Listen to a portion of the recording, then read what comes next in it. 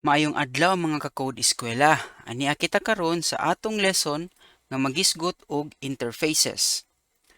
Unsa kining interface or interfaces? Okay, ang interface usa ka konsepto no kung diin mag-define ka og mga behavior sa usa ka class or set of classes. Okay? Ang C# naga-support aning interface.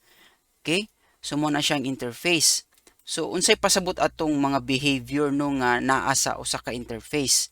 Okay? So dito ta sa ato ang unsaon nato pag-declare aning interface. Okay?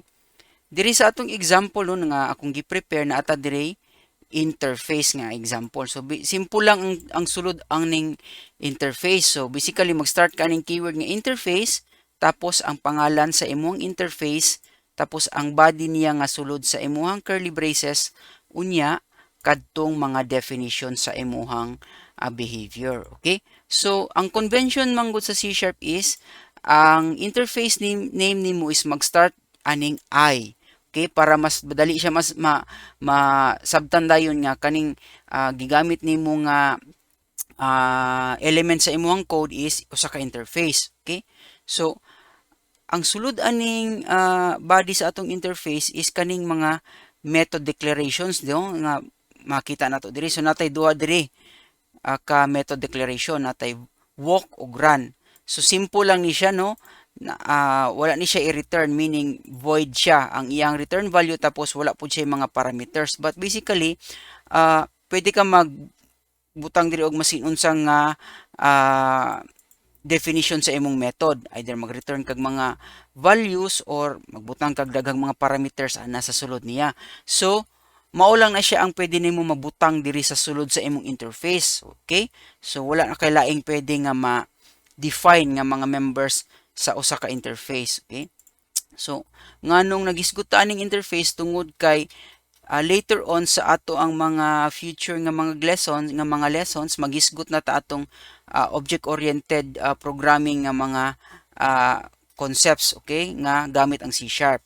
Okay? So karon unsaon nato paggamit aning interface? Okay? Kanang interface i-attach nato na siya sa usa ka class para atong class na atay ma-define nga mga ginatawag nga murag standard nga behavior niya ba. Okay? So mo ni siya no nga natay declaration diri nga usa ka class. So tapos para magamit nato itong interface or para atong class magsubay gyud sa usa ka specific nga mga behavior, gamito nato ning interface. So ang tungaan na niya is kaning colon. So basically kung maggamit kag interface, mag-add kag colon and then ang pangalan sa imong interface. Okay? So which is kaning iPlayer movements nga diri sa taas. Karon ang C# naga-support og multiple interfaces, meaning pag pwede ka mo gamit og daghan nga mga interface para sa usa ka class. So kung napaka lain nga mga interface, isumpay lang nimo diri separated by a comma. Okay? So kung napakay mga lain diri nga interface, pwede po na nimo isumpay. So magkama lang ka then pangalan na po sa imong mga interface. Okay? Ana lang. Okay, balik ta. So karon kay nagbutang naman ta or gi-define naman nato nga ang kaning class nga player Terran need og or magsubay gyud sa definition aning iPlayer movement or interface nato nga player movements, need nato na siya i-implement na diri sa sulod sa atong class. Okay? So, ang sulod sa ato ang interface nag-define og duha ka methods, kaning walk ug run. So, kinahanglan nga ato na siyang butangan og definition na pod nga unsay mga actual nga katong action niya nga buhaton or katong actual nga code mismo nga mahimo na siyang mahimong behavior sa atong class. Okay? So, kani simple lang no? But, depende sa logic sa imuhang code or business logic pod, then pwede ni siya nga dili lang kani, okay? So, simple lang siya no, player Terran walk lang nga string atong ipang output or in case of run nga method, Terran player run. Okay? So karon, unsaon nato ni siya paggamit sa actual nga code? So diri sa atong sulod sa atong main no, na atay gi-declare diri nga class player teran nagdeclare tag variable nga player teran nga gigamit nga using the player teran class. So atong object is player teran. Tapos accessible na ang katong walk. Okay? So i-try sa natin padagan para ma-check yun nato kung naga-function ba siya. Okay? Laton sa nato siya nga mag-compile and then okay dara. So teran player walk. Okay? So mo na siya no, meaning nga okay gid siya ang ato ang method. Karon usa sa nakanindot ani is when maabot na ka sa mga medyo advanced na nga topic sa object oriented is kaning pwede na ka nga mogamit atong instead of var gamit kag I player movements so nga na, okay? Then pwede ka mag-create direct method nga mag-return lang siya og interfaces, okay? So medyo complex na siya nga or advanced na ni siya nga topic. So just ano lang sa bear with me sa atong example no. So instead of var nagamit aning interface no nga gi-cast gyud nato ang ato ang object diri into iPlayer nga interface. So meaning pag magdata diri stick lang gyud siya sa kadtong definition sa ato ang interface no nga kuan sa class nato gigamit. Okay? Mo na siya difference kay kung wala ta nagamit atong iPlayer movement nga cast sa ato ang variable. So for example, if napay laing method diri nga for public void for example shoot. Ayan. So kaning shoot nimo pwede po ni siya accessible diri.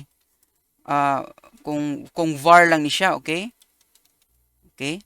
For example, kung var lang na siya, so katong shoot accessible siya meaning kung i-cast nimo ni siya as into iPlayer movements fixed lang or mas controlled nimo kung unsa nga mga behavior lang ang imong gusto nga gamiton sa usa ka object nimo, okay?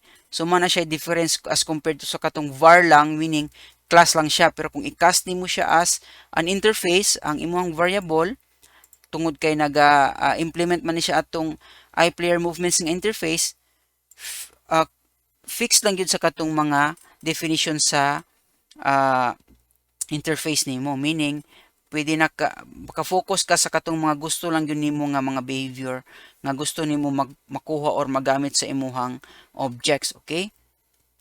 So ingana ang paggamit nato sa interface. Karon isa ka ano niya ani is advantage is for example, napo kay lain nga napo kay lain nga klase sa player. Pwede gyapon ka mag-implement na pod og player movements and then pwede ka mag-define og lahi na pod nga action pero ang nakanindot is for example kung i-implement nato niya ang interface okay, so ato lang sang i-try no og copy ni okay para madali ta. Ayan, so for example player zerg player walk and then gamiton nato dire sorry din siya run tapos zerg player walk, okay? Karon dito na ta sa usa ka konsepto sa object oriented programming ang kaning polymorphism. Karon kaning player teran pwede ni siya nga mag-define ang player teran nimo into player zerg, okay? So basically iPlayer movements mag-define tag player zerg is equal to new player zerg, okay? So kung napansin niyo nung pareha lang ang pag-declare na to diri sa variable nga data type gikas na to as interface then player zerg dot walk, okay? So atong padaganon, okay? try na to no kung unsay output niya. Ayan, Terran player walk, Zerg player walk. Okay?